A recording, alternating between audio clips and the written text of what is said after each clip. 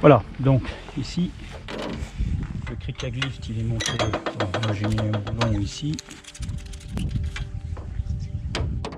Toujours la même clé passe-partout. Toc.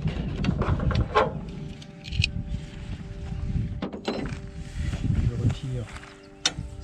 Ça fera partie de l'encre marine. Je retire le cric à lift. À disposition pour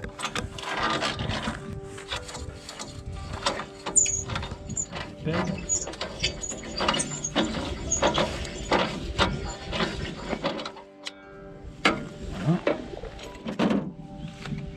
Pour ne rien oublier, je remets la tâche ici et je prends la même clé pour les faire.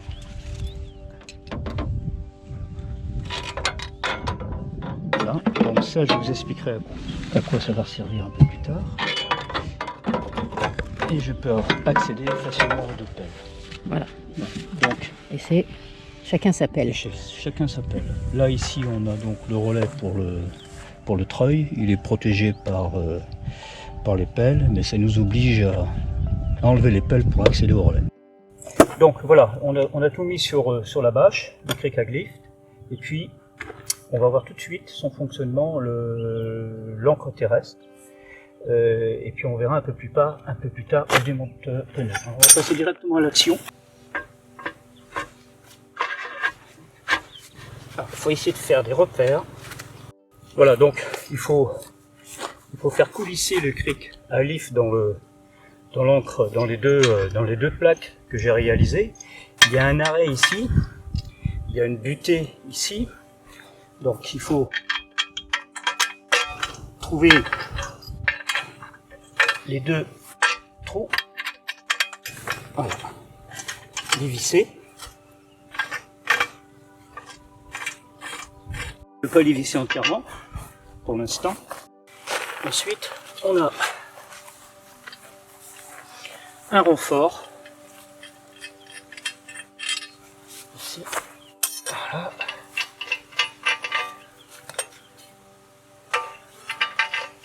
On a juste ici. Alors après, il faut les visser correctement, bien entendu. Et là, il faut faire des repères. Voilà, ici.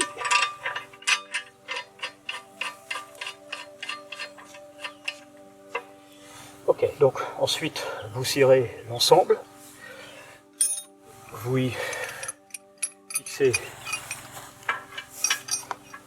la manille. Comme ceci. Il ne reste plus qu'à préparer l'endroit où vous voulez fixer ancrer votre encre. Donc ça veut dire préparer le terrain, la glisser à l'intérieur et ensuite il reste le maniement par le treuil. Donc là on retrouve l'encre à sable, le cric à lift et une nouvelle pièce qui va nous servir de démonte pneu.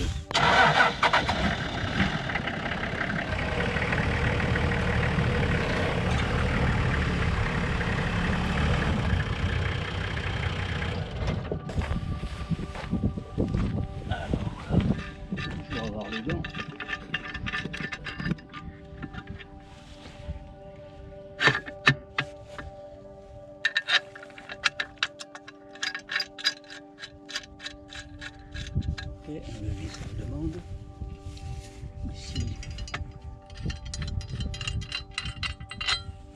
comme ceci. Et là, en fonction du modèle de pneumatique,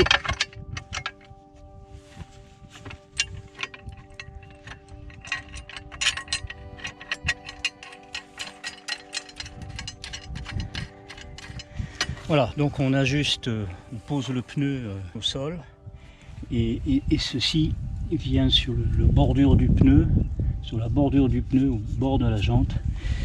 On a ainsi un point de levier important, ce qui nous permet de déjanter le pneu. Voilà. Concernant les pneumatiques et les réparations, bon évidemment on a le compresseur qui se trouve sur cette partie-là, avec la bouche qui se trouve là, en lenquille, et les compresseurs, le compresseur pneumatique et ARB se trouve dans ce pilocal. Il y a un petit ventilateur ici. Il se met automatiquement en route à partir du moment où on actionne le compresseur du bas, en sachant que dans le coffre en bas, le compresseur fait un appel d'air et est refroidi par le petit trou qui se trouve à l'arrière. Voilà, ça c'est accessoire.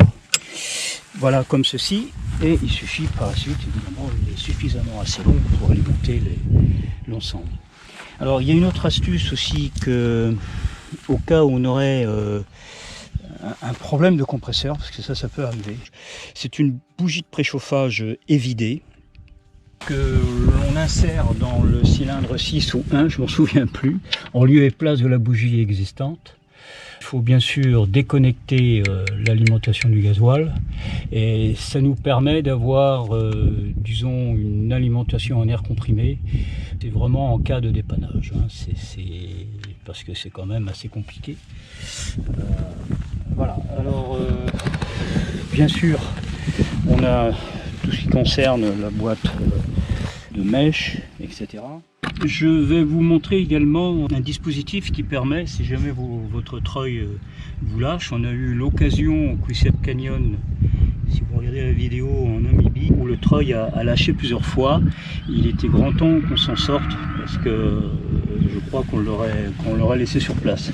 Le dispositif est relativement simple et il est connu, j'ai rien inventé du tout. C'est un tube comme ceci, la longueur est déterminée, je l'ai fait peut-être un peu longue. Ensuite il y a la fixation. Qu'est-ce qu'on remarque?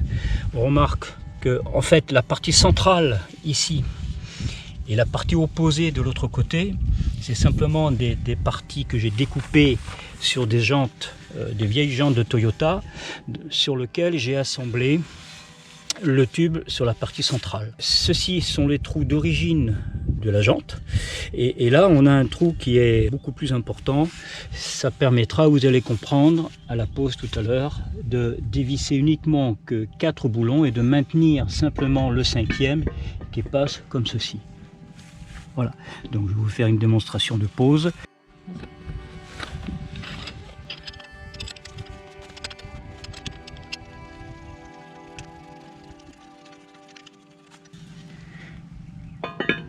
Voilà, donc il est guidé en partie haute. Il n'est pas nécessaire de mettre le cric puisqu'on a toujours un écrou, un boulon qui maintient.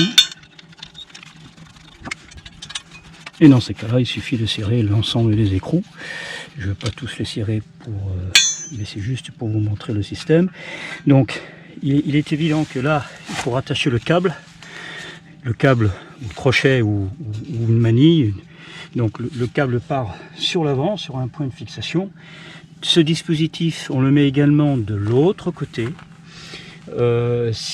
L'avantage sur ce véhicule, c'est que j'ai les blocages différentiels avant-arrière. Donc ça veut dire que au cas où je reste planté et que mon treuil ne fonctionne pas, mais je vais avoir un enroulement qui sera régulier de chaque côté grâce au blocage. Alors ensuite il faut mettre la poulie, évidemment, la poulie et un autre câble, de façon qu'on puisse enrouler le câble régulièrement de chaque côté. Voilà, c'est une solution de dépannage.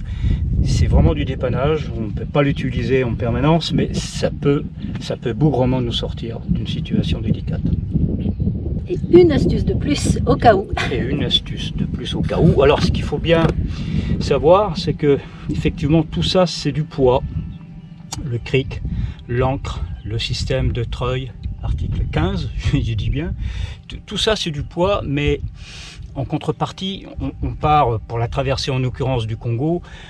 C'était vraiment indispensable parce que, comme vous avez pu le constater, ou si vous n'avez pas encore visité la vidéo, regardez-la et vous allez voir que ça peut être vraiment indispensable dans des cas bien précis.